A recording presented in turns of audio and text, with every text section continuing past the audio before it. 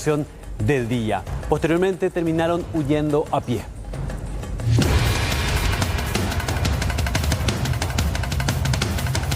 El hecho ocurrió en horas de la madrugada en el barrio Santísima Trinidad de Asunción, cuando dos desconocidos ingresaron al local portando armas de fuego y cubriéndose el rostro con tapabocas. Redujeron a los trabajadores que se encontraban dentro y le exigieron el dinero. Se alzaron con la suma aproximada de 1 millón de guaraníes e hirieron en la espalda a uno de los funcionarios. Dos personas a pie, dos personas con tapabocas, procedió a solicitar dinero al cajero. Aparentemente en un forcejeo se produjo el disparo y hubo herido. ¿Dónde recibe él el disparo, comisario? En la parte de la espalda. ¿Estaba solo él en ese momento? Estaba con su compañero. Al menos el compañero manifiesta que dos personas ingresaron en el lugar. Se produjo el forcejeo, disparo y posterior salieron del lugar. Llegaron a pie y huyeron a pie. Así mismo. ¿Ellos cuentan con guardia de seguridad, comisario? Uno actúa como guardia de seguridad. El trabajador afortunadamente se encuentra estable, recuperándose en el Hospital Central del IPS, mientras los investigadores trabajan en la identificación de los delincuentes que perpetraron el hecho.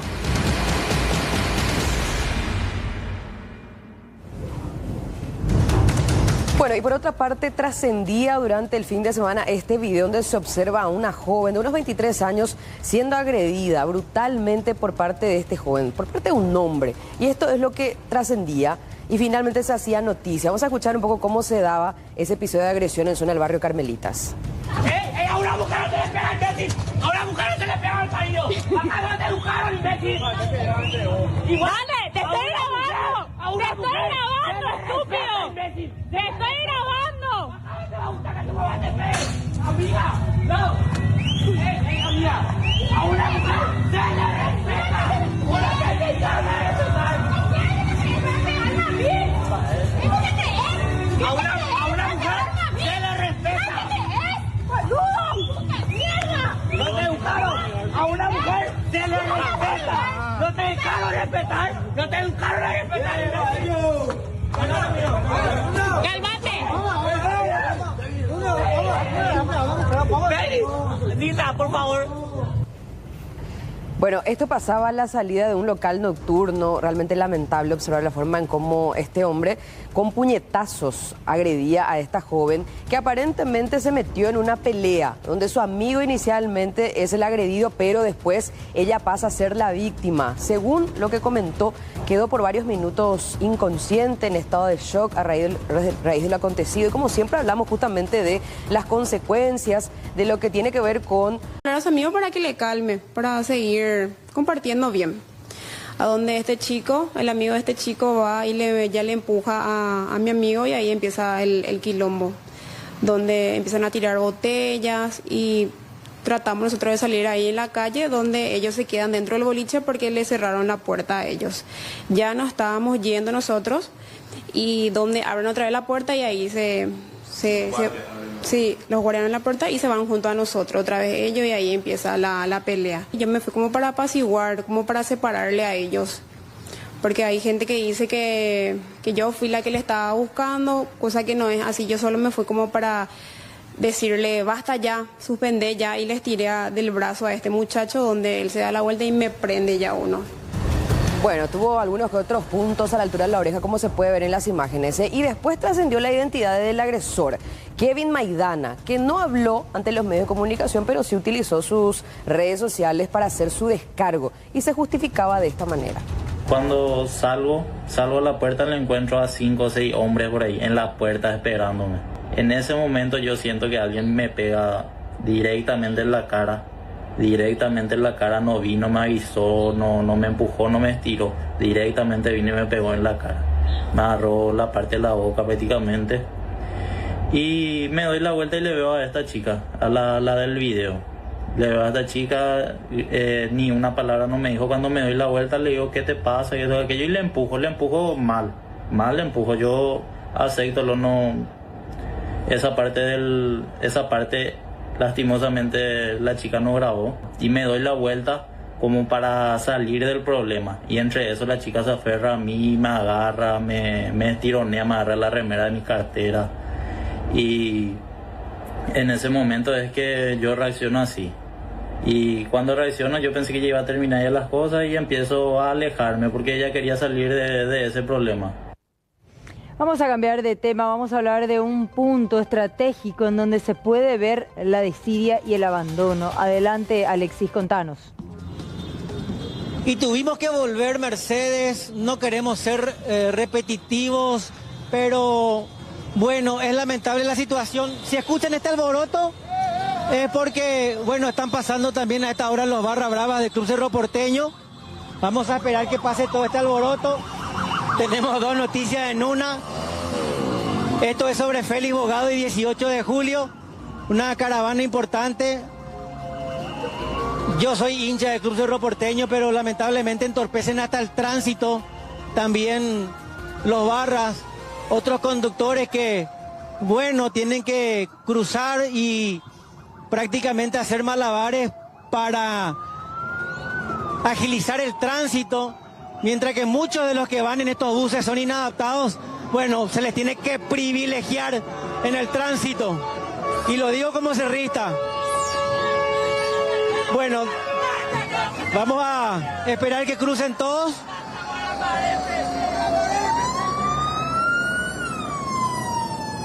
Y en esto, lamentablemente, muchas veces la policía debe gastar sus energías, y no estoy cuestionando la policía, pero bueno, es para garantizar también la seguridad de otros. Ahora sí, volvimos acá, Mercedes, y vamos a hacer el recorrido a la inversa. ¿Por qué? La última vez yo no arranqué de acá y les quiero mostrar la desidia, y en este caso de los propietarios. Yo no sé si acá hay un litigio judicial, hay un problema, pero evidentemente esta situación se convierte en un problema para todos los pobladores del barrio San Vicente de nuestra ciudad capital. El otrora Shopping Gato Verde, que era un lugar de encuentro privilegiado, yo estoy en Paralelo, era un lugar privilegiado de Lambaré, de Asunción, de varios, era un centro de referencia. Uno miraba cuando cruzaba por este sector, inclusive hasta atónito al ver cómo mucha gente venía y disfrutaba de este lugar. Y acá comienza la destrucción de este sitio. Yo empiezo de atrás. Fíjense, esto es el Shopping Gato Verde. Yo no sé si fue hace exactamente un año que hicimos este recorrido, pero de aquel tiempo a hoy está peor.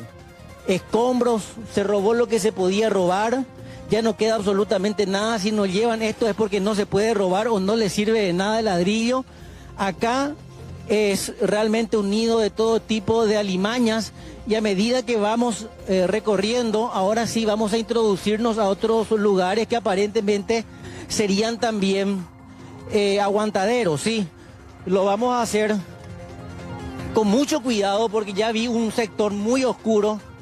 Para eso trajimos un equipo especial que tiene visión nocturna, Mercedes. A medida que nos introduzcamos a este pasillo que es muy oscuro, Jorge Paredes va a habilitar la visión nocturna de la cámara, porque acá ya nos metemos a un sitio que aparentemente es utilizado como aguantadero de delincuentes, y muestra de ello es la ropa abandonada, el sector en donde queman también desperdicios o los cables para sacar el cobre. Hay un olor, un fuerte hedor. Paredes me da el ok y nos introducimos despacito nomás, porque parece acá, mira, restos de almohada. Hay gente que aparentemente pernota acá en mi pared. Acá sí podemos ir habilitando. Vos me decís, Paredes, si habilitamos la visión nocturna. Un baño al cual se llevaron las puertas. Vamos a tener cuidado con lo que vamos encontrando. Hay desechos humanos acá. Sí. Ustedes tienen habilitado. El color es, Mercedes, para tener una mejor visualización de todo lo que podemos ver a medida que recorremos acá. Esto es, o era, el Shopping Gato Verde. ¿Cuándo dejó de funcionar? Y dejó de funcionar oficialmente durante aquel incendio que se produjo en julio, en plena pandemia, año 2020, cuando ya funcionaba apenas un local gastronómico. Acá no había ingresado yo aquella vez. Tenemos y observamos todo tipo de acá. Bueno, por fortuna no se llevaron algunos elementos como los elementos de plomería, porque todavía no lo observaron. Acá vamos a sacar la visión nocturna y vamos a seguir recorriendo. Qué fuerte, Dora, acá. Qué fuerte. ¿Qué más nos encontramos? Hay como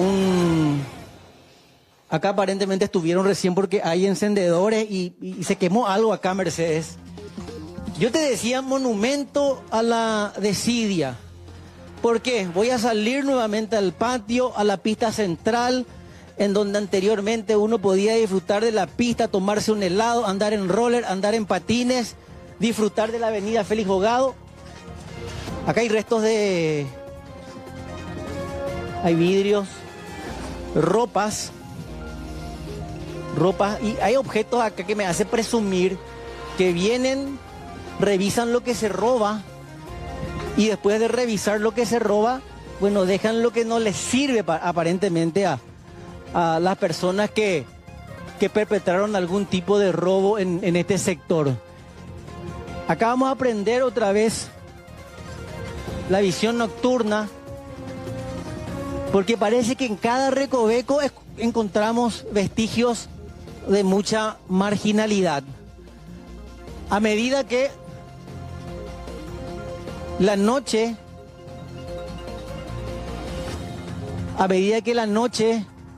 hace que reine la oscuridad en este sector, acá ya evidentemente no hay algo o alguien que se encargue de garantizar la seguridad.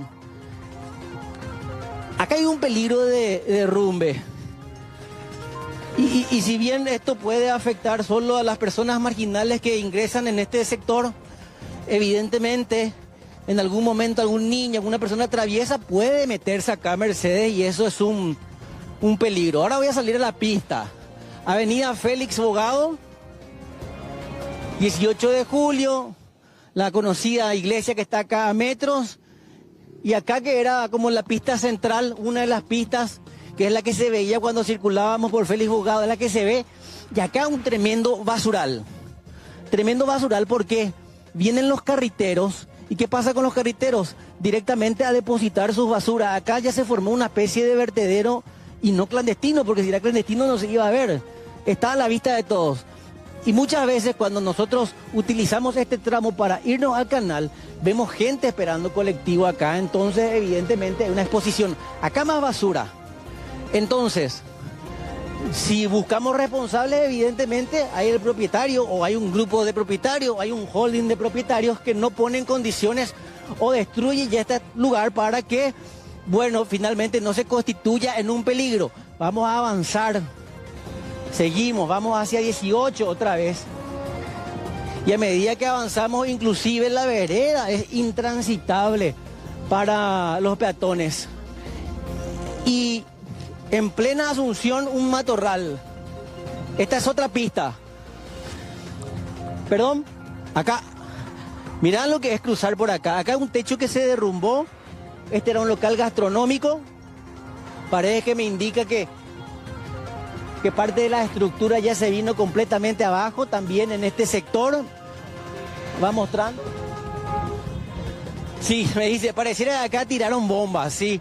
Pareciera la Franja de Gaza, un sector en donde se bombardeó. Y este es el matorral. Volvemos a otra pista. Esta es otra de las pistas. Y acá vamos a meternos a otro lugar oscuro. Hay griterío acá. Acá algunos barras sin custodio. Fíjense, Mercedes, a propósito, de lejos les vamos a mostrar. Aquel hombre, rapidito acá le mostramos de lejos porque pueden tornarse violentos. Aquel hombre de blanco cierra el paso y él exige que se le abra paso. Luz roja, exige que se le abra paso a este bus que también transporta barras. Inadaptados inclusive hasta para abrir el tránsito. Y fíjense en la cantidad de motocicletas que van. y esto ya prácticamente sin custodio policial. Una locura total, el descontrol reina, lamentablemente. Bueno, vuelvo acá a nuestro contacto, a lo que nos trae, al monumento de la desidia, el otrora Gato Verde, otro sector bastante oscuro y peligroso. Mirá lo que es este pasillo. Jorge Paredes, por favor. Solo no quiero entrar. Pasillito, qué peligroso acá. Acá hay ropas. Acá hay ropas, mucha ropa. Pareciera que podríamos venir, Jorge, acá. ¿Habilitamos la visión nocturna? Está habilitada la visión nocturna. Y más ropa. Bueno, es como un sitio también en donde suelen ocultarse. No muestres el inodoro porque lo usan. El inodoro fue usado y recientemente. O sea, hay gente que viene acá, inclusive, y por lo menos le sigue dando uso al baño. Él también está usado, porque tener mucho cuidado con lo que va a mostrar. Más ropa y también mucho de objetos que fueron quemados acá. Y también algunas pipas improvisadas en este sitio, lo que nos hace presumir que acá vienen a fumar crack en algún momento del día o de la noche. ¿Qué quiere decir eso? Que la zona es peligrosa. Hay un detalle no menor, compañeros. Estamos cerca de la sede de la Universidad Católica de Asunción. Quiere decir que acá también vienen muchos alumnos de noche a esperar bus. Entonces, eso hace que la zona sea peligrosa para los estudiantes de diversas carreras del campus de la Universidad Católica de Asunción. Ahora vamos a avanzar al sitio que se incendió, cobertura que nos tocó en julio del año 2020, precisamente con Jorge Paredes también, que es este sitio. Y a partir de allí comenzó ya la debacle total del shopping El Gato Verde. Más ramas. Mientras compartimos también imágenes de lo que era antes, de lo que fue el incendio, de la cobertura que hicimos hace un año, pero por sobre todo de lo peor que está ahora. Esto se puede derrumbar, ¿sí? Estar acá ahora inclusive es un verdadero peligro para este equipo periodístico. La madera, la estructura, ya fue carcomida. Acá están las termitas, acá la cupina. Y bueno, van carcomiendo todo lo poco que queda de este sector. Acá hay un fuerte hedor. Aparentemente hay algún animal muerto. Acá vinieron a tirar huevos. Eso no se huele. Acá tiraron comida podrida, huevo podrido. Uf. Es insoportable el olor, ¿sí? O sea, además de ser un foco de alimaña, acá aparentemente depositaron o vinieron a... Hay zapatos. Este es otro sector en donde me da la impresión de que vinieron a tirar basura de una hamburguesería o de un local de comida chatarra. Entonces vinieron a tirar toda la basura de ese local de comida chatarra acá. Lo que pasa es que al ver que esto se convirtió en una especie de vertedero, la gente viene y arroja su basura. Y cerramos con este sector, uno de los salones más amplios. Y todo lo que vemos prácticamente es nuevo, es basura nueva. O sea, la gente sigue depositando su basura en este sector. Situación lamentable. Uno de los barrios más emblemáticos de nuestra ciudad capital, barrio San Vicente. Un shopping que fue emblemático, un punto de encuentro. Monumento a la desidia, cuyos responsables no aparecen o no se hacen cargo o no lo derrumban por completo, exponiendo a todo el barrio, no solo a la marginalidad, sino también al problema que pueden acarrear finalmente las alimañas, el peligro de la insalubridad por sobre todo también.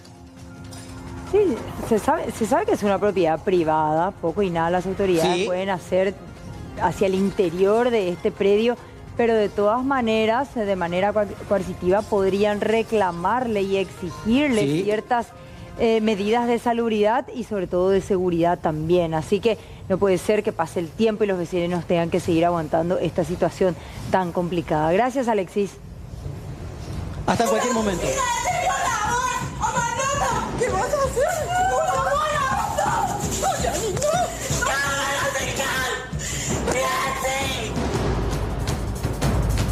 ¡No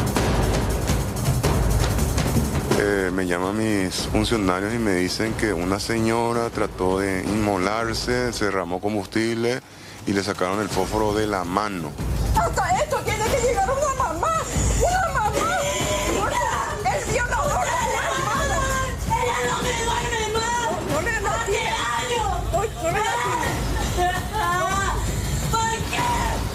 qué? Dijo que yo le había dado la libertad al agresor de su hija.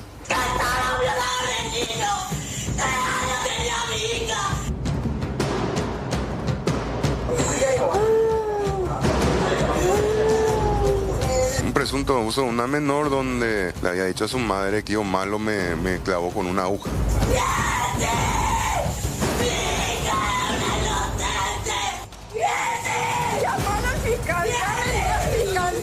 En el examen físico dice que el himen está intacto, llama la atención no sé si un enrojecimiento o un moretón que tiene ahí.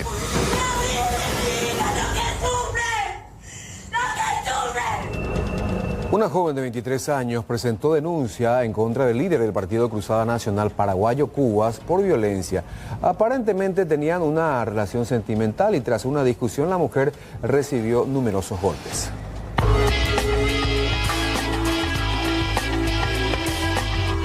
El hecho se registró poco después de las 11 de la mañana. La víctima, que se desempeñaba como su secretaria hace más de 8 meses, llegó hasta el sitio para encontrarse con su pareja, pero al intentar acercarse, el ex candidato presidencial reaccionó violentamente. Según sus manifestaciones, mencionó que se fue a visitarla a su pareja, ya con conflictos anteriores, y recibió agresiones verbales y físicas. Esta persona tenía rastros visibles de los golpes que estaba describiendo, vino amoretonada. Según los intervinientes no mencionaron nada. En su acta de actuaciones policiales no mencionaron ningún rastro visible. Según testimonios, esta no era la primera vez en la que el hombre la agredía. Incluso en ocasiones anteriores negó lo ocurrido para evitar represalias.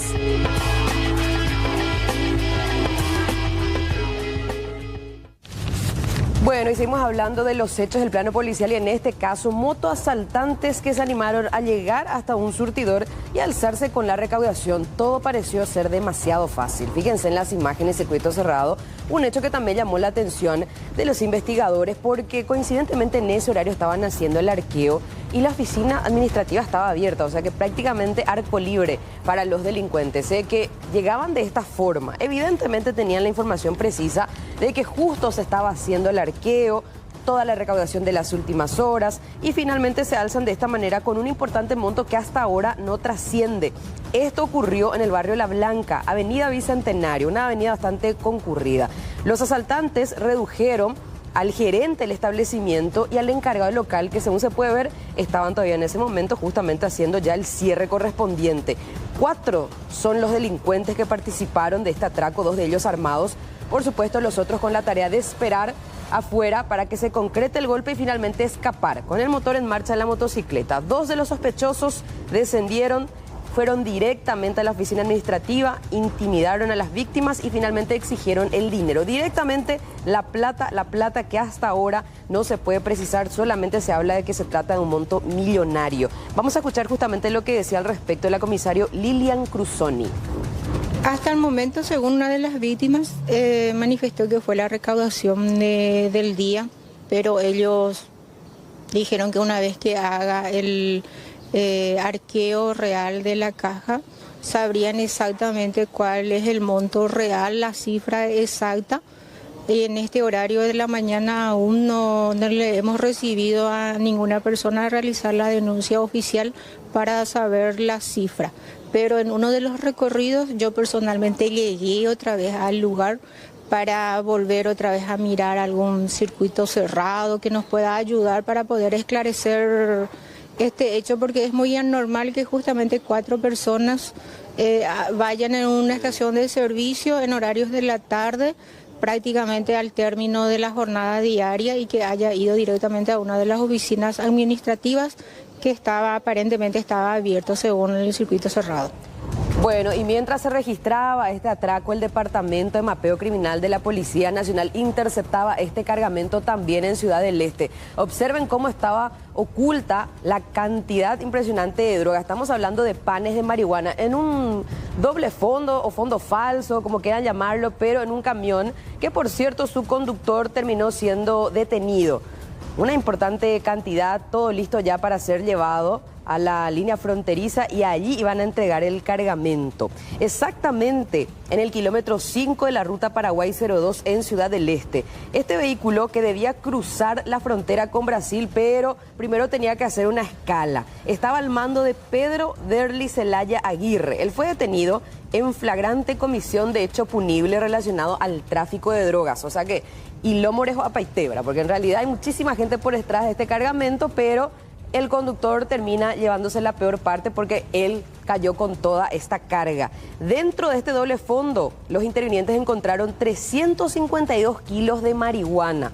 O sea que de algún lugar donde se hizo toda esta ingeniería salió este cargamento. Por supuesto también se tomaron la tarea de hacer el embalaje correspondiente. Este señor, según lo que manifestó, a él lo contrataron solamente para llevar hasta un cierto punto el camión y justamente ahí cayó. Vamos a escuchar lo que decía el comisario Rubén Ramírez acerca de este procedimiento. Ya hace unos días estábamos manejando una información de que este camión iba a transportar droga hasta el país vecino. Así que hemos montado vigilancia y en hora de la madrugada, hoy específicamente a las 6 de la mañana, hemos podido interceptar este camión, el cual estaba siendo conducido por esta persona a la que tenemos aprehendido. Por la forma en que se encontraba la carrocería y por el olor que emanaba, pudimos presumir de que se trataba de marihuana. Así que dimos aviso al fiscal de la lucha contra el narcotráfico, quien nos indicó de que pudiéramos traer tanto al aprehendido como así también el camión hasta la dirección de policía para que se pueda proceder a la apertura y posteriormente aguardar la presencia de personales antinarcóticos de la policía para que se haga el conteo del pesaje y la prueba de narcotest. Bueno, quedó preso finalmente don Derli. Sé que resignado decía lo siguiente. ¿Cómo? Chofer nomás. Vos sos chofer nomás. Te obligaron a hacer el trabajo. No hay nada. ¿Hasta dónde vos tenías que llevar el camión? Hasta el centro nomás. ¿Cómo? Hasta el centro nomás. Hasta el centro nomás te ibas. Y hasta ahí nomás, ¿quién iba a agarrar desde ahí? Y dejar el estacionamiento y ya viene ya otra a buscar. Ah, ya. Ese nomás iba a hacer tu trabajo. Pero hoy vas a cobrar por esto, ¿cuánto te van a pagar? Poca plata. Poca plata. Ayer tu uja para acceder. Sí, sí. ¿Es la primera vez que hiciste? Estamos aguardando el personal de... Comencé recién entonces. Y en el transcurso de esta tarde, representantes de distintos gremios docentes y también de jubilados se reunieron en Muru Villaroga con el presidente de la República a un solo efecto: pedirle la destitución del presidente del IPS. Finalmente, ¿será destituido o no Jorge Brites de la previsional? Jorge. Finalmente no se llegó a un acuerdo en esta mesa de diálogo que se realizó en Muru Villaroga, específicamente entre los representantes del ministerio, en este caso del IPS, y también estuvieron presentes, como bien lo decían, representantes de los gremios docentes. En este caso, en esta mesa de diálogo participaron Juan José Galeano, ministro asesor económico, y también el doctor Derlis León, gerente de salud del IPS. Esto ante una nota presentada al propio presidente de la República por parte de los gremios docentes reclamando mejoras dentro del Instituto de Previsión Social, y también como primer punto justamente de esa nota de fecha 7 de abril era justamente lo que mencionabas en piso en torno a la renuncia o destitución directamente del actual presidente del IPS, Jorge Brites. Escuchemos lo que decían hoy al culmino de esta importante reunión en Muru Villaroga los voceros, específicamente Silvio Piris del sector docente, quien manifestó cuánto sigue. Solicitamos y también la remoción, la destitución del señor Jorge Brites, el presidente del Consejo de Administración, y también la de los 5 miembros del Consejo, ya que consideramos que han pasado 2 años y medio y prácticamente no hemos tenido resultados, y la movilización del día sábado a las 9 de la mañana frente a la Caja Central y en los distintos puntos del país, frente a los hospitales regionales, sigue firme. Necesitamos otro Alfaro, otro detén en IPS, un cambio real, estructural, una barrida y que también haya un control, porque es la única forma que podamos salvar el IPS, si no todo va a la quiebra. Nosotros estamos ya conscientes de eso y ya nos preparamos y estamos firmes para darle pelea.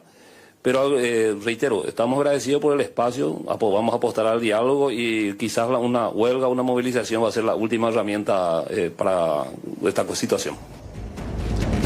Y justamente el motivo de esta reunión es que ellos piden lo que ya mencionaba en torno al IPS, las mejoras por sobre todas las cosas y la destitución del actual presidente de la previsional. En esta nota mencionan de que existen actualmente más de 80.000 docentes activos y más de 40.000 jubilados dentro de lo que corresponde al IPS, y es por ello que ellos salen a las calles este sábado a reclamar sus derechos y garantías en cuanto a la salud se refiere. Y esto es solamente el inicio, según lo que mencionaban los propios voceros del día de hoy en cuanto a los gremios sindicales del sector docente, porque anuncian de que estarían recrudeciendo las medidas a tomar en torno al sector si es que no se escuchan sus pedidos, no se dan respuestas por parte del gobierno nacional. Y es increíble, Jorge, porque decía Silvio Piris, lo más probable van a continuar las movilizaciones, manifestaciones e inclusive hablan de una huelga general, pero ¿cómo uno puede desoír el reclamo de representantes de 80.000 docentes que aportan al IPS, además de unos 40.000 jubilados? Por algún motivo, por alguna razón se están movilizando y precisamente causas políticas no existen para que se estén movilizando. Justamente se movilizan por las múltiples carencias que uno encuentra en el Instituto de Previsión Social. Gracias, Jorge. ¿Qué vas a hacer?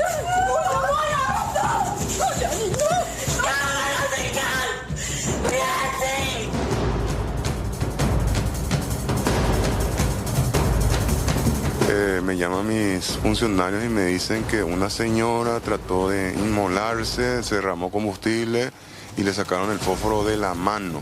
Hasta esto tiene que llegar una mamá. ¡Una mamá! ¡El violador es una hermana! ¡Ella no me duerme más! ¡No le da ¿Por qué? Dijo que yo le había dado la libertad al agresor de su hija.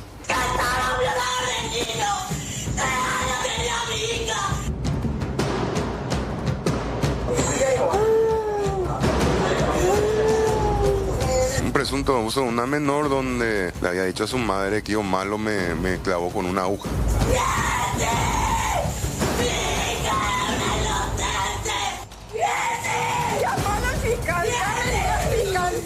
En el examen físico dice que el himen está intacto, llama la atención no sé si un enrojecimiento o un moretón que tiene ahí.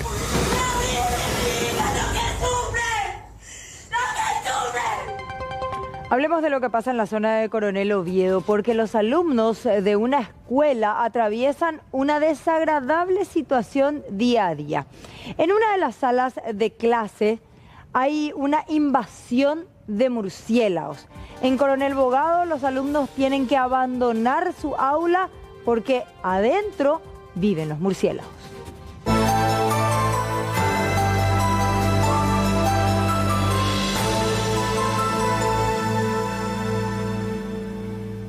Sí, estamos muy preocupados porque este bicho es muy peligroso para los niños y llevamos nuestras notas 1 o 2 veces en la municipalidad y no tuvimos ninguna respuesta de ellos. Después tuvimos que hacer nuestra colecta acá entre los padres de familia. Mandamos a destechar un poco para poner veneno y no fue de gran ayuda, muy pocos se murieron los bichos. Volvieron a anidarse y hay más luego, entonces nos vemos en Yaeshupe Tezaparape, tuvimos que acudir al concejal departamental Jonathan Giles, que gracias a él sí encontramos unas respuestas. y nos va a ayudar con el destechado porque la única solución es eso. Y sí, hay que sacar todo y después volver a poner, que tiene su costo, ¿verdad? Que nosotros no contamos con esos recursos. Y en vacaciones lo que generalmente ellos se juntan más porque no hay movimiento, ¿verdad? Entonces esa es la situación que estamos atravesando y viendo cómo subsanar todo esto. Y en esta sala tenemos 10 alumnos de jardín y de preescolar. Es nuestro inconveniente ahora porque tenemos el sanitario, ¿verdad? Que son toda medida de ellos, y ahora la profe se encuentra con un problema de que están en otra sala, hay otro sanitario, pero ella tiene que acompañarle a los chiquitos, dejarle al otro grupo, y es todo una situación difícil, ¿verdad? Pero estamos tratando de sobrellevar. Así mismo estamos trabajando, y los padres también ahora también vinieron y van a ayudar para que el costo sea menos, ¿verdad? Porque esto no es fácil, destechar esto no es fácil, porque se tiene que cuidar para que no haya las tejas rotas, porque eso va a implicar más gasto y todo eso.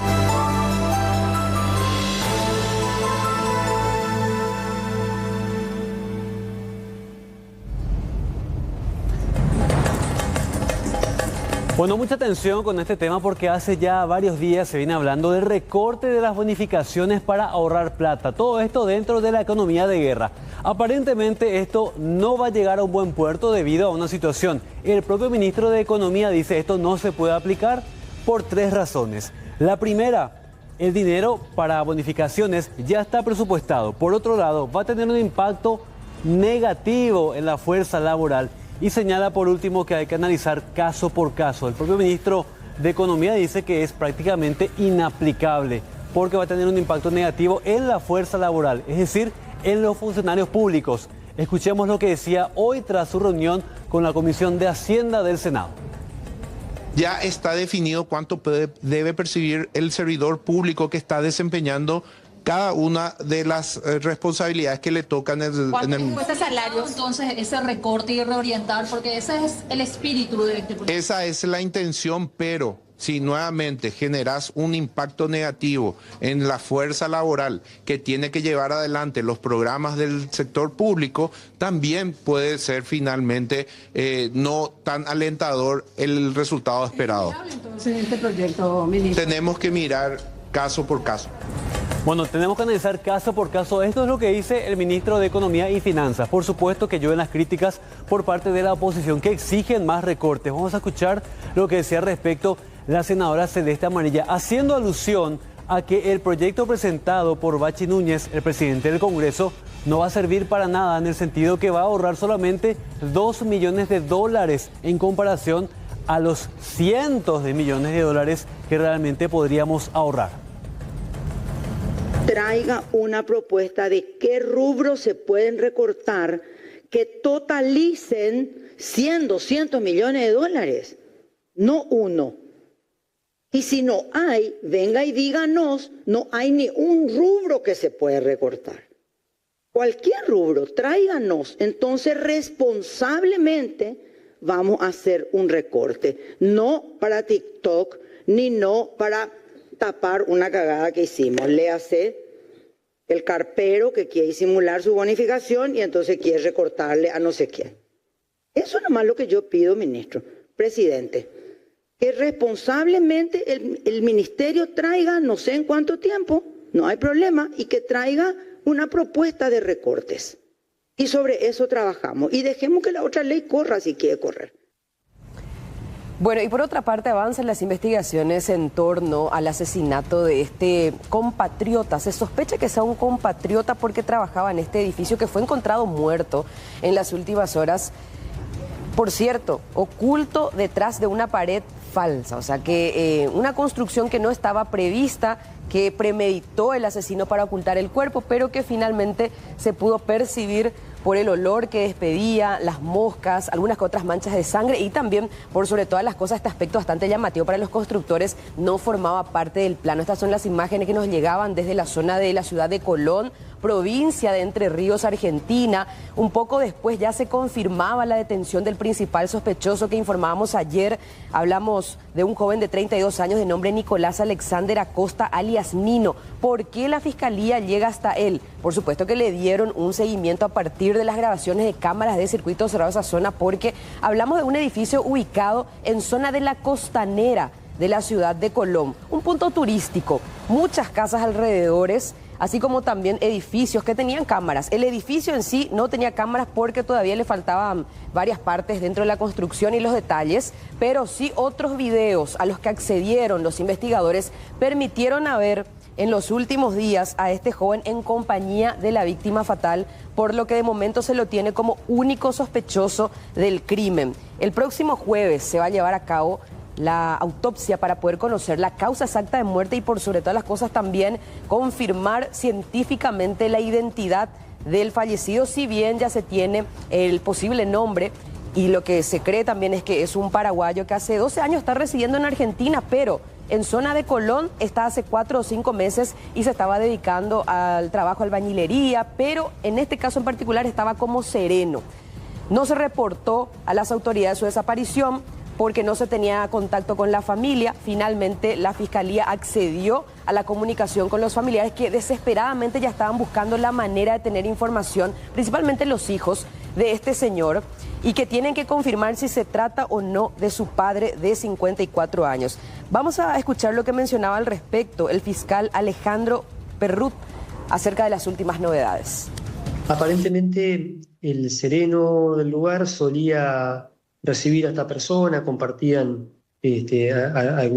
alguna comida o le daba a veces para hacer algún trabajo también dentro de la obra, digamos informalmente, ¿no? Y también se los ha visto juntos, por ahí yendo a hacer alguna compra a algún kiosco, algún mercado ahí de la zona.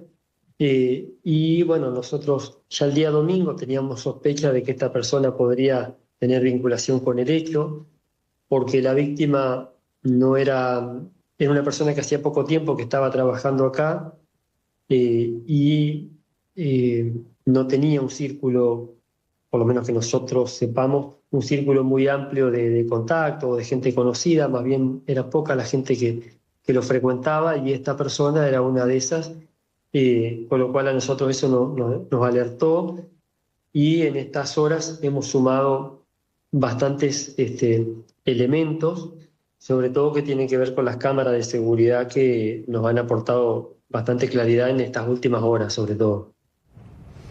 La información nos lleva nuevamente hasta el este del país. Está Elba Espinosa que nos va a contar más detalles sobre lo que fue este asalto. Adelante contigo.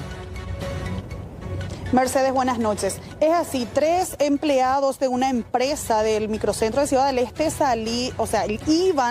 caminaban hacia el sector de la empresa llevando una carga que serían celulares. Fueron interceptados por delincuentes en una conocida avenida en pleno microcentro y fueron despojados de esos paquetes, de esas cajas de celulares, entre ellos Xiaomi y iPhone. Si bien no precisaron la cantidad, serían unas 14 cajas de celulares de alta gama. Pero se investiga si esto se trata realmente de un asalto o de una entrega, teniendo en cuenta las imágenes de circuito cerrado en el que se los ve a estos funcionarios yendo de contramano en la avenida y siendo interceptados por estos delincuentes, siendo alzados ellos también y bajados en el kilómetro 9 de Ciudad del Este para posteriormente ellos trasladarse hasta el centro y hacer la denuncia. Tardaron mucho en realizar esa denuncia justamente, como también cayeron en varias contradicciones según la Policía Nacional. Vamos a escuchar lo que decía el comisario Francisco Rolón referente a este hecho. Hablamos con el fiscal en este caso, en esta situación donde presumimos de que también conjuntamente con la gente de investigaciones, por los videos y algunos testigos que tenemos acá, que se trataría de una entrega específica. Uno, porque la compra se hizo esta mañana nada más del edificio Lyon a las 9 horas y a las 12 fueron a retirar dichos aparatos celulares. Ellos al alcanzar acá a Badí y Pay Pérez, le interceptó acá una camioneta furgón tipo Noah de color negro, donde se bajaron 2 a 3 personas del mismo y le cerraron el paso donde le increparon en este caso y le sacaron dichas cajas de celulares que traían en el carrito en este caso. Esto es caso muy llamativo para nosotros también. Lo llamativo también es que dijeron que fueron alzados al vehículo y fueron bajados al kilómetro 9 de Ciudad del Este. Ese es también otro de las aristas que tenemos también, y no pidieron auxilio en el momento en donde ocurrió, porque se quedó una persona acá en el lugar. Sí, porque eran tres. Eran tres, se quedó una persona que le dejaron supuestamente, y él mismo no llamó ni al sistema 911, ni pidió auxilio en este caso, porque es una zona muy concurrida esta avenida también. Es lo que refería el comisario Francisco Rolón, jefe de la comisaría primera del microcentro de Ciudad del Este, referente a este hecho de supuesto asalto o entrega. También se ve en imagen en circuito cerrado que los sujetos no actuaron armados, sin embargo actuaron haciéndose pasar de empleados, de funcionarios también, y será crucial analizar estas imágenes para la investigación fiscal. Totalmente. Bueno, gracias, Selva.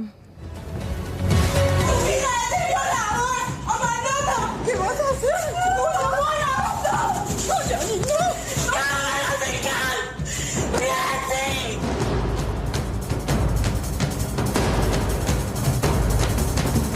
Me llaman mis funcionarios y me dicen que una señora trató de inmolarse, se derramó combustible y le sacaron el fósforo de la mano.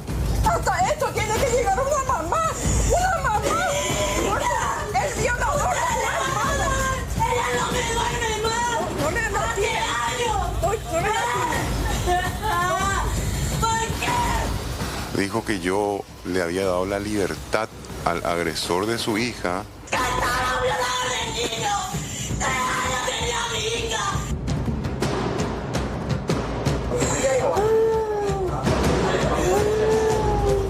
Un presunto abuso de una menor donde le había dicho a su madre que yo malo me clavó con una aguja.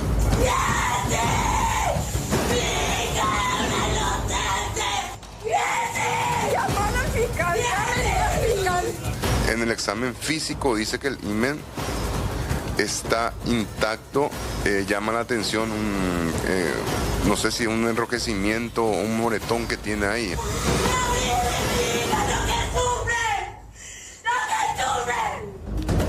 Más de 9.000 millones de guaraníes fueron robados en 3 días de la cuenta perteneciente a una empresa multinacional. Un estudiante de 18 años lideraba la organización compuesta por jóvenes que no superan los 20 años, en su mayoría oriundos del departamento de Itapúa.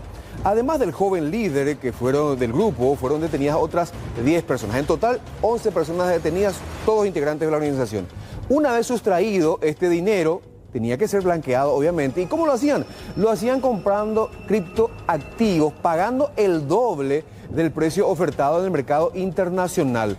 Unas 400 personas están en la mira fiscal policial por prestar sus cuentas y billeteras electrónicas para que estos criptoactivos fuesen depositados para después efectivizarlos. ¿Y cómo se descubrieron? Bueno, la ostentación demostrada en redes sociales por los precoces supuestos ciberdelincuentes facilitó el trabajo de la Policía Nacional, que les incautó vehículos de alta gama y hasta departamentos. Del $1.200.000 robados, se recuperaron hasta ahora poco más de $479.000 en criptoactivos. Nosotros hasta el momento tenemos una sola víctima, pero sí tenemos una complejidad de cómplices para la comisión de este hecho punible. Y estamos hablando de más de 400 personas involucradas. ¿El perjuicio de esta víctima de cuánto debe? Más de 9.000 millones de guaraníes. Y estos hechos se realizaron en el transcurso de 3 días aproximadamente. Estas 400 mulas son todos paraguayos, hay extranjeros también fiscal allí, ¿qué datos? Aparentemente son todos paraguayos. Estamos hablando de una de las empresas más grandes de la República del Paraguay. ¿Dedicada a qué rubro? Vamos a reservarnos. ¿Pero está en todo el país o está en Itapúa nomás empresa? En todo el país. Sí. Y el propietario también es muy famoso. Es una multinacional. Es una de las empresas más grandes de la República del Paraguay, están en todo el país, decía la fiscal de este caso, quien imputó por estafa por medios informáticos, asociación criminal y lavado de dinero a este grupo de supuestos ciberdelincuentes. Pidió prisión preventiva para todos, menos para 2 mujeres que son madres con hijos lactantes. Las imágenes de apoyo antes de Lambaré, vamos rápidamente hasta Aratirí, que nos muestra la zona crítica en donde estas obras inconclusas lastimosamente se llevaron la vida de este niño de solamente 10 años, se encuentran así en este momento. Además de que siguen inconclusas, lastimosamente no hay ningún tipo de protección, solamente este precario vallado, esta precaria protección. Así que la gente que se encuentre viviendo cerca de la zona de reducto, mucha atención, porque la falta de infraestructura, de desagües pluviales, genera todavía esta situación de riesgo para los vecinos. Estamos viendo las imágenes de nuestro compañero Gustavo, que estuvo esta mañana, y lastimosamente incluso es peor, porque los canales están a cielo abierto. Las calles obviamente están completamente cerradas y esta es la situación. Lo que estamos viendo ahí estuvo cubierto completamente por lodo, barro, agua, raudales en la última precipitación que lastimosamente se llevó la vida de este niño. Están trabajando intensamente el Ejército, la DINAC, la Dirección de Meteorología y la CEN, buscando resguardar la situación, y el monitoreo es constante. Ahora sí vamos hasta la zona de Lambaré, otra ciudad en donde lastimosamente ya tuvimos que lamentar varias muertes en los raudales. Esto corresponde a la calle Carretera de López, una zona baja. Lo que piden las autoridades es no aventurarse, no atropellar los raudales pensando que se podrían atravesar fácilmente, pero uno encuentra sorpresas en el camino, muchos pozos, la fuerza del agua que no debe ser subestimada. Esto corresponde a Carretera de López y obviamente la ciudad de Lambaré cuenta con otros puntos críticos. Así que bueno, está el pedido.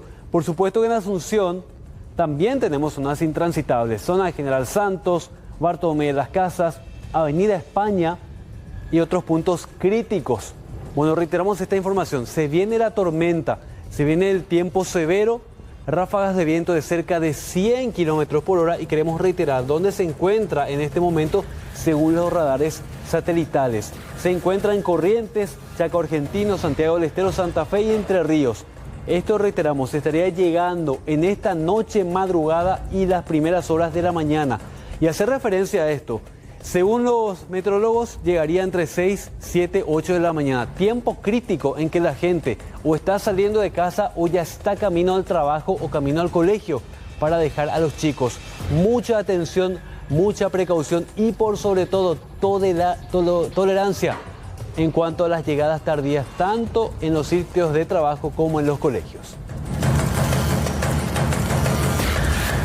A propósito, la Secretaría de Emergencia Nacional prepara una estrategia de contingencia ante la probabilidad de tormentas que afectarían a gran parte del país en las próximas horas.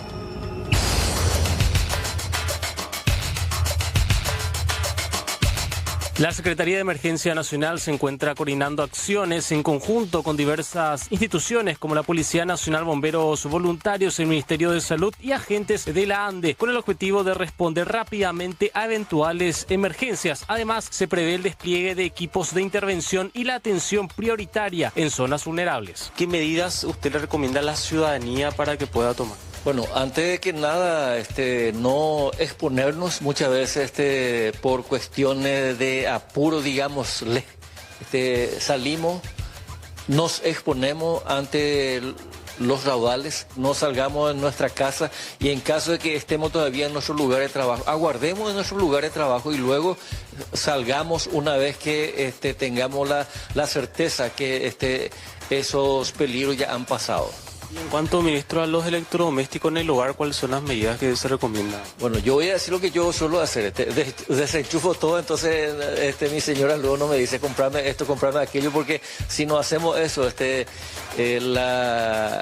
generalmente cae un rayo o se va la luz y luego viene otra vez de forma inmediata, entonces eso, golpe de electricidad hace que perdamos los electrodomésticos que tenemos en nuestra vivienda. El ministro Arsenio Zárate instó a tomar precauciones como evitar circular por zonas inundables y no intentar cruzar raudales durante el temporal. Asimismo, recomendó a la ciudadanía mantenerse informada a través de los canales oficiales, ya que las condiciones podrían intensificarse en cortos periodos de tiempo y provocar situaciones de peligro.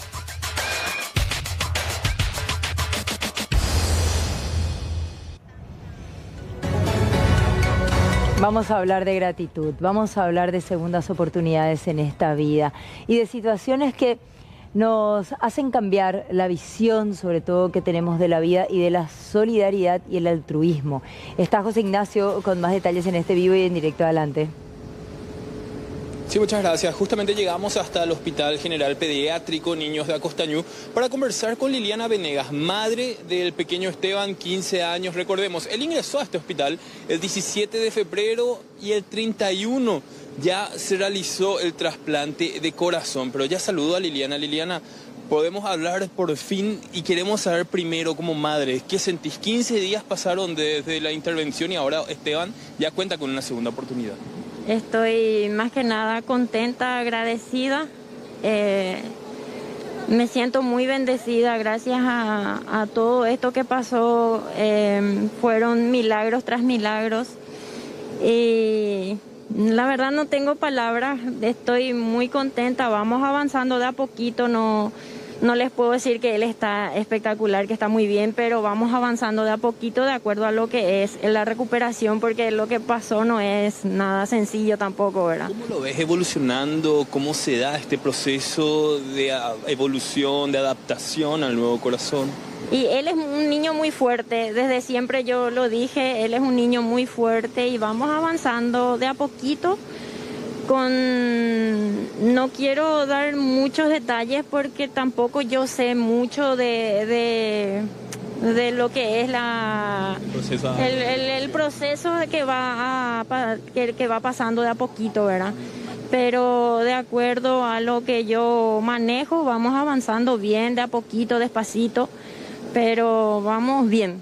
¿Él se encuentra en una sala normal? ¿Cómo se encuentra? No. Para conocer un poco las características. No, él sigue en terapia intensiva, sigue aislado, él está en una sala aislado, solito.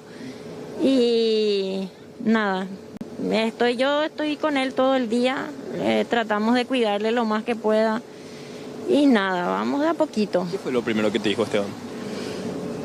En realidad, cuando el jueves a la mañana empezó a latir su corazón después de su trasplante. Cuando él pudo entender lo que pasó ya muchos días después, no sabría decirte con exactitud, yo le dije que su corazón ya estaba latiendo, que ya su corazón, que Diosito ya le había dado el corazón que él estaba pidiendo todas las noches en sus oraciones. Y esa fue la primera vez que yo le vi llorar a mi hijo, pero eran lágrimas de felicidad. En realidad eran lágrimas de felicidad, él estaba muy contento y en ese momento entendió que ya tenía su segunda oportunidad. Está ansioso para recuperarse. ¿Qué es lo que más le gusta, Esteban? ¿Qué te dice sobre a futuro? ¿Qué le gustaría hacer ahora con esta segunda oportunidad? En realidad acá los doctores, las licenciadas, todos son muy amorosos. En general te digo. Y todos le dicen que cuando él salga, él va a salir en un camión, que le van a llevar en un camión, que es lo que a él le gusta. Y él está muy emocionado. Realmente quiere salir, pero obviamente tiene su proceso y es un proceso largo de recuperación, ¿verdad?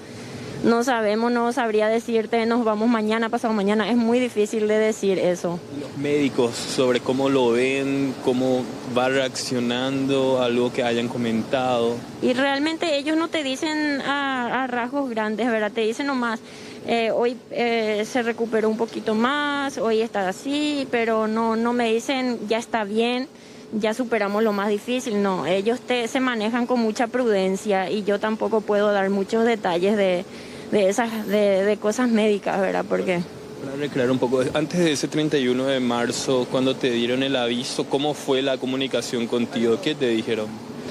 A mí, los doctores a las 8 de la mañana me dijeron más o menos, hay un posible donante, no queremos que te ilusiones, pero hay un posible donante. Y me dijeron que se le había hecho la eco, el electrocardiograma, que estaba todo bien, pero que tenían que ir a ver cómo era el estado en el que se encontraba. Pero yo en ese momento decreté y dije que ese corazón era el que nosotros le estábamos pidiendo a Diosito para Esteban. ¿Cómo fue el proceso previo hasta ahora? Recordar toda la lucha que hiciste por Esteban. Fue muy difícil, la verdad, fue muy difícil. Pasamos muchísimas cosas muy difíciles. Y lo que vino después del corazón, porque vos ves ese corazón, esa esperanza que te da, ¿verdad? Y lo que viene después fue mucho más difícil, porque vos no sabes si ese corazón iba a reaccionar, si no iba a reaccionar, si cómo iba a ser el proceso, si iba a poder. Había mucha incertidumbre y fue muy difícil, pero gracias a Dios acá en este hospital hay excelentes profesionales y pudieron solucionar todos los problemas, todas las complicaciones que hubo, y estoy agradecida, realmente muy agradecida. Y también yo no tengo información sobre la familia donante, pero de corazón muchísimas gracias por la oportunidad que le dieron a mi hijo, porque la pérdida de un familiar es muy difícil, pero el tomar esa decisión y darle una segunda oportunidad a otras personas de seguir viviendo es muy grande, y yo valoro muchísimo. Le deseo a esa familia que Dios le bendiga enormemente y estoy muy agradecida. Te agradecemos y todos nuestros mejores deseos para vos, para Esteban también. Muchísimas gracias. Yo quisiera agradecer a todas las personas que me apoyaron. Tuve demasiado apoyo de mi ciudad natal, que es San Pedro del Paraná, la Escuela 66, que en su momento fue la escuela de mi hijo, y a toda mi familia que estuvo conmigo, a ustedes como prensa que me apoyaron, y nada, agradecerles muchísimo por todo el apoyo, por toda la solidaridad que recibí de la gente. No tengo palabras para agradecer. Y quisiera terminar con algo. La pequeña Bianca es una nena de 3 años que también está en lista de espera, y también su mamá está luchando, está esperando, está con esa luz de esperanza, y decirle a las familias, ¿verdad?, que yo sé que es difícil tomar esa decisión, es muy difícil, pero el darle una segunda oportunidad y que sepas que ese corazoncito le pueda ayudar a alguien más, yo creo que es muy gratificante. Yo antes de entrar a este proceso, ¿verdad?, jamás me hubiera detenido a pensar en donar, ¿verdad?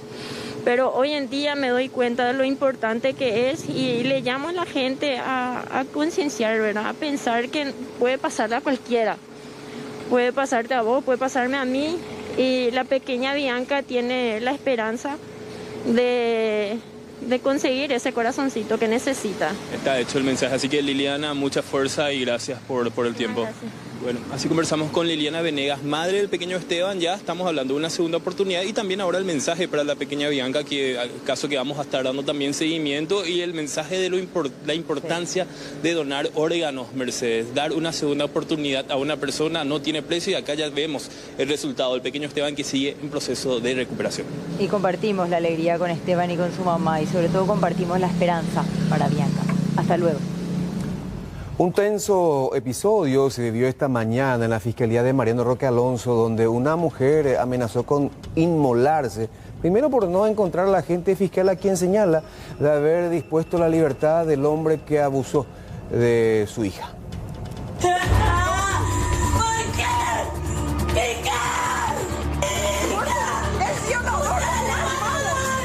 Según se observa en las imágenes, la mujer se derramó combustible en el cuerpo con intenciones de prenderse fuego, generando gran preocupación entre funcionarios y todos los presentes. Afortunadamente fue reducida a tiempo, evitando así una tragedia.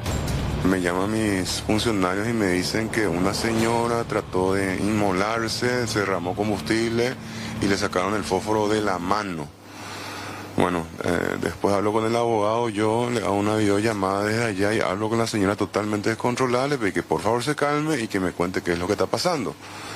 Dijo que yo le había dado la libertad al agresor de su hija y le pregunté de qué año es su causa, del 2021, discúlpeme, pero el fiscal era otra persona, no era yo estoy acá hace 2 años. Y su hermano, que es el agresor, le había dicho que pagó ya dinero en esta fiscalía, ¿verdad?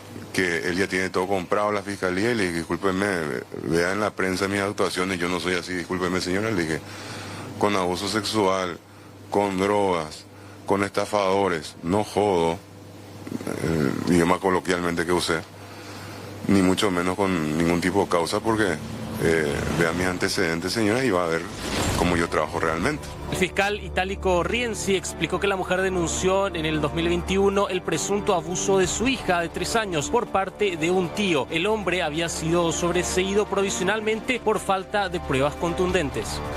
A mí me había reclamado esta señora que él se le imputó y estuvo 3 días, no sé qué, adentro en la comisaría, después ya salió con domiciliaria. Yo no era el fiscal en esa época. Cuando se le da un provisional, que fue mi anterior colega, que ya no está más dentro de la institución, había pedido el provisional. Yo me tuve que ratificar porque faltaba pruebas, entonces se pide una provisional. Cuando se le da la provisional a la persona, ¿qué es lo que pasa? Se levanta todas las medidas. Después, si es que se llega a acusar, se le vuelve a imponer algunas medidas.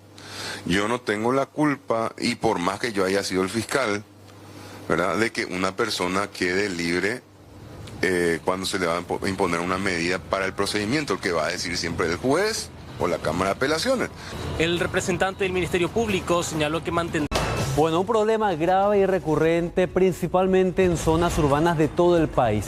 ¿Cuánto tiempo pasamos en el tránsito tratando de llegar a casa, al trabajo, tratando de trasladarnos en zonas comerciales? Bueno, cada vez aumenta más el tiempo que pasamos en las calles debido al aumento, obviamente, del parque automotor y porque las ciudades no están preparadas para absorber tanta cantidad de vehículos. Estamos viendo en imágenes lo que ocurre cada viernes en la zona de la autopista Ñuazú nada más. Uno de los principales corredores de desagote de la ciudad de Asunción. Está bien, tenemos una superautopista, pero que está cargada en sus casi 7 kilómetros, pero en su totalidad prácticamente. Y lo triste es que gran parte de todos estos vehículos están siendo habitados solamente por una persona, por solamente el conductor. El resto, lastimosamente, se traslada en un pésimo sistema de transporte público.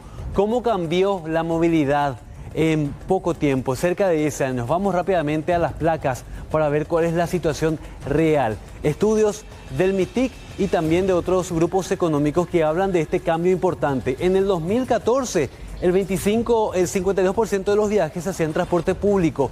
Hoy solamente el 7% de los viajes se hace en transporte público. El resto de las personas tuvimos que endeudarnos para comprarnos un autito, una moto para viajar de forma digna, porque el transporte público está a la vista, no se moderniza. Vamos a la siguiente placa para ver más datos acerca de esto, porque tenemos que hablar también de los viajes en moto en auto, que aumentaron un 78% en el Paraguay. Fuente, el Banco Mundial. Vamos a ver más datos preocupantes en cuanto a esta situación que lastimosamente hace que perdamos nuestra calidad de vida, porque en lugar de pasar tiempo con nuestras familias o siendo más productivos en el trabajo, estamos acá en el tránsito. ¿Cuánto creció el parque automotor en los últimos años? Entre 2012 y 2021, más de la mitad, 141%. Y finalmente vamos a la movilidad por hora. ¿A cuántos kilómetros por hora se transita? Solamente 5 kilómetros en las horas pico. No es ninguna exageración, es lo que dice el Instituto Nacional de Estadísticas. Y un nuevo estudio habla de esto lastimosamente. Fíjense que algunas pequeñas soluciones, algunos pequeños parches terminan ralentizando el tránsito. Vamos a imágenes de la Avenida España que captamos hoy, esta tarde, nada más en la Avenida España. Muestra un panorama lamentable, porque si bien hubo un ordenamiento muy importante, hubo un repintado de los carriles, hay un poco más de orden, pero lastimosamente el resultado es este. La Avenida España, que prácticamente tiene un solo carril de entrada a Asunción y tiene que colectar gran parte de los vehículos que llegan desde Aviadores del Chaco, desde Autopista, Santa Teresa, zona de Luque, zona de San Martín, un solo carril que genera un verdadero caos. Esto ocurría esta tarde, pero ni qué decir a las primeras horas de la mañana o incluso en gran parte de la tarde. Hubo un proyecto anteriormente para transformar esta avenida en sentido único según el horario de 6 a 9 de la mañana, por ejemplo, o de 5 de la tarde hasta las 8 de la noche, pero esto lastimosamente no prosperó y este es el resultado. Horas y horas perdiendo lastimosamente en el tránsito. Hablamos con Ricardo Peña del sector inmobiliario que habla de cuál es el costo actual. A la degradación de la calidad de vida se suma una pérdida millonaria, 970 millones de dólares al año, sumando horas laborales, gastos de combustibles y servicios no prestados.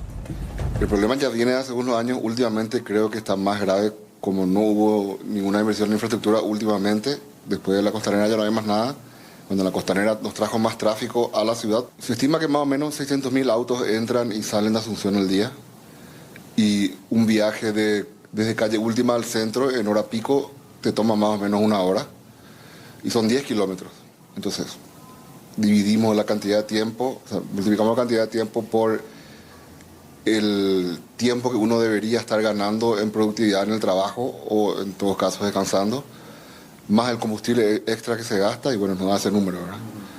De hecho que el número es un poco conservador porque yo calculé solamente 1 persona por auto, cuando en realidad los números hablan de 2 personas por auto. Entonces, bueno, llegamos a 2% del PIB, que va a ser una ridiculez, ¿verdad? Y encima que ese ahorro nos daría la plata suficiente para hacer trenes de cercanía, carriles exclusivos de micro.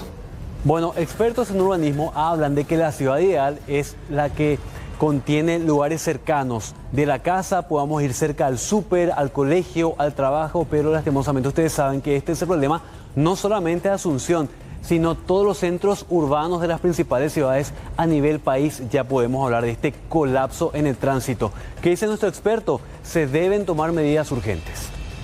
Y claramente hay que decidirse de hacer ayer los trenes de cercanía y invertir urgente en transporte público.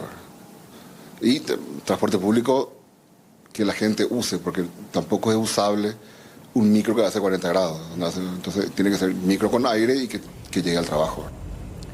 Y a continuación vamos a hablar de una de las noticias relevantes de la tarde de hoy, porque la Fiscalía, las fiscalas Patricia Sánchez, a pesar de haber sido amenazada junto con su colega Luz Guerrero, pidieron a la Sala Penal de la Corte Suprema de Justicia que anule el sobreseimiento definitivo que favoreció al senador nacional Hernán Rivas. Sobreseimiento definitivo dictado por un tribunal de apelaciones.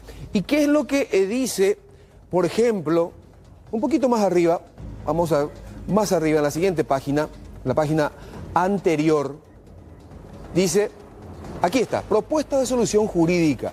El Tribunal de Apelaciones transgredió, uno de los tantos argumentos expuestos por ambas fiscales. El Tribunal de Apelaciones transgredió el principio de legalidad al aplicar arbitrariamente la ley de fondo que revocó lo resuelto por el ACUO. ¿Eso qué significa? Por el Juzgado de Garantías. Y declaró el sobreseimiento definitivo del acusado Hernán David Rivas. Transgredió el principio de legalidad. Por supuesto, son varios otros argumentos. Y vayamos bien abajo de este escrito presentado, repito, ante la Sala Penal de la Corte Suprema de Justicia, un recurso extraordinario de casación. Abajo dice, en el punto 5, anular 2 autointerlocutorios y al mismo tiempo ordenar el reenvío de la causa a otro juzgado penal de garantías para la realización de una nueva audiencia preliminar por corresponder a estricto derecho. Y ahí abajo se ve la firma de las fiscalas Patricia Sánchez, quien había denunciado recibir amenazas a través de interpósitas o de terceras personas, y todos apuntan a que el responsable de esas amenazas fue el propio Hernán Rivas. Y también firma este documento la fiscal Luz Guerrero. Pero vayamos a otra novedad relacionada al caso Hernán Rivas. Siguiente documento, porque hoy también se dio a conocer el escrito presentado por el fiscal adjunto Augusto Salas, quien pidió a la justicia que continúe la investigación en contra de quien fuera rector de la Universidad Sudamericana, Euclides Acevedo, de quien fuera decano de esta misma universidad, Oscar Rodríguez Kennedy, y de la secretaria general de esta misma Universidad Sudamericana, Nancy Barúa, quienes firmaron el título de abogado de Hernán Rivas. Y dice, entre otras cosas, a esta altura del procedimiento no se puede establecer la existencia de prescripción material del tipo legal previsto en el artículo 252, uso de documentos públicos de contenido falso. Y vayamos del por qué no prescribió. Porque Hernán Rivas utilizó el título de abogado para convertirse en el 2020 en miembro del Jurado de Enjuiciamiento de Magistrados en representación de diputados. Y después utilizó el mismo título de abogado en el 2023 para volver a convertirse en integrante del jurado, pero ya en representación de la Cámara de Senadores. Repetimos, la información relacionada a Hernán Rivas. Por un lado, Fiscalía pide a la Sala Penal de la Corte que anulen su sobreseimiento definitivo, y por el otro lado, también la Fiscalía pide que continúe la investigación para aquellos que firmaron su título de abogado atacado de falso por el propio Ministerio Público. Como una persona que ocupa un alto cargo no va a cotejar las documentaciones que respaldan, por ejemplo, un certificado de estudio para poder dar con la firma el ok, y por otro lado eso también convalidar en la universidad, porque la Universidad Sudamericana tenía sus autoridades que firmaron ese título, ¿verdad? Que es Euclides Acevedo y Oscar Rodríguez Kennedy, que son personas sumamente conocidas, y también Hernán Rivas. Él había dictaminado justamente que no tenían respaldo, digamos, ese certificado de estudios, digamos, de la universidad no estaban respaldadas con documentos, y ese dictamen prácticamente dejó de lado PETA para poder contratar a otro grupo de abogados para que pueda sacar un dictamen que a él le habilitaba a firmar ese certificado de estudio. O sea que todos esos hechos fue lo que se produjo dentro de ese contexto del título de Hernán Rivas, que nunca fueron dilucidados ante el Ministerio Público. Por eso que es importante esta reapertura, porque ahí vamos a conocer los entretelones que se dieron en ese momento, ¿verdad? Un niño de solamente 1 año, hijo de una familia oriunda de Sargento José Félix López, zona de Ex Puenteciño, falleció en el Hospital Regional de Pedro Juan Caballero luego de presentar una infección generalizada provocada por heridas atribuidas al ataque de un gallo. El trágico hecho se registró justo el día en el que el menor cumplía su primer año. El pequeño había sido trasladado en estado ya crítico desde el Hospital Distrital de Bellavista Norte hasta el Hospital Regional de Pedro Juan Caballero, en donde falleció. La mamá contó que días antes el niño había sido atacado por el gallo mientras gateaba en su casa, y que este le ocasionó heridas en la cabeza, en el brazo y también en la espalda. Estas lesiones en su momento no fueron atendidas por un médico. Y allí empieza la situación que deriva en una grave infección. Cuando el pequeño llega al hospital ya tenía un cuadro de shock séptico severo y también múltiples focos infecciosos, incluyendo complicaciones pulmonares y una acumulación de pus en la zona occipital. Con esto, lastimosamente, fue imposible salvarle la vida. Vamos a escuchar lo que decía el médico que lo atendió. Ya recibimos un paciente de 11 meses con shock séptico. Prácticamente tenía varios puntos, lo que sería su infección tanto pulmonar como también tenía una lesioncita en la cabeza, la parte occipital, donde se observaba que tenía una pequeña colección. Y entonces, como la gravedad del paciente, ¿verdad?, ya decidimos trasladarle. Se movilizó todo lo que sería traslado aéreo y todo, pero el bebecito no aguantó, ¿verdad? Ya llegó en estado crítico, ya llegó bastante grave, ya el paciente desde el Distrital de Bellavista. Entonces ellos tuvieron que trasladarlo sí o sí, ¿verdad? Las lesiones pues son diferentes, ¿verdad? Entonces nosotros no... 4 horas vamos a analizar lo más importante dentro de un contexto en el que todos podamos entender, sobre todo porque de eso depende el presente y el futuro de nuestro país. El doctor Carlos Mateo Valmelli está aquí con nosotros en este espacio tan importante. Doctor, bienvenido. ¿Cómo le va? Muy bien, Mercedes, Aníbal, un placer a ti, a toda la audiencia. Vamos a hablar de la gobernabilidad, de cómo está la situación, sobre todo en el oficialismo, porque sabemos que cuando hay inestabilidad allí es que todo queda en la nebulosa, para no decir parado. ¿Cómo está la gobernabilidad? Bueno, mira, digamos, es el eterno retorno de lo mismo, pero con una diferencia. Esto vino antes de tiempo, es prematuro. Siempre el Partido Colorado ofrece la imagen de ser gobierno y ser oposición. En este caso hay una peculiaridad, que la coalición gubernamental, el oficialismo, expresó sus fisuras. O sea, hay fisuras dentro del oficialismo. De hecho, era un sistema, de alguna manera, un sistema con dos cabezas, un sistema en donde se decía el poder estaba en la ANR con Horacio Cartes y la gestión administrativa con Santiago Peña en el Palacio de los Entre el cartismo y el peñismo, ¿verdad? No sé si fue así, porque tampoco el peñismo nunca extendió sus alas para volar. Pero ahora sí están surgiendo conflictos dentro también del peñismo. El primer conflicto del peñismo, llamémosle, es la renuncia de Fernández Baldovino. Pero asimismo empiezan a surgir cosas que verdaderamente van a nublar el panorama político. Por ejemplo, la candidatura a Pedro Aliana es totalmente prematura. Estamos a 2 años y medio. O sea, ¿qué quiere decir? ¿Qué piensa el operador político? El operador político le mira a Santiago Peña y dice, este tiene 2 años y medio de gestión todavía, pero el otro tiene 7 años y medio. Entonces, ¿por quién se va a inclinar? Entonces, lo que le queda al presidente de la República hoy en día es una mayor dependencia del vicepresidente de la República, que es el que tiene el contacto con el Parlamento. Porque el gabinete en sí mismo, por ejemplo, en el caso de Fernández Baldovino, nunca hubo relación fluida con el Parlamento, todo lo contrario. Las declaraciones de La Torre, por ejemplo, recordemos cuando protestas por el tema de la caja fiscal. Entonces hay un panorama incierto generado en el oficialismo, pero lo que hay que decirle al oficialismo y al Partido Colorado, que más allá de sus diferencias internas, más allá de sus ambiciones, ellos están obligados a gobernar este país. Ahora, doctor, siempre se mencionó, hay fisuras, hay crisis en el seno de Honor Colorado. Desde su perspectiva, ¿cuál fue esa fisura? ¿Cuál fue la crisis y el por qué? Bueno, convengamos que si se divide el poder real está en la ANR y el poder de gestión administrativa, pues yo creo que Horacio Cartes no intervino en la gestión administrativa de Santiago Peña. Al principio todo el mundo pensaba que Cartes tuteló o tutelaba el gabinete de Santiago Peña. Yo creo que Cartes no fue consultado en nada en la nominación del gabinete. Creo que la separación fue real entre el poder aquí y el poder gestión administrativa en el Parlamento, en el Poder Ejecutivo.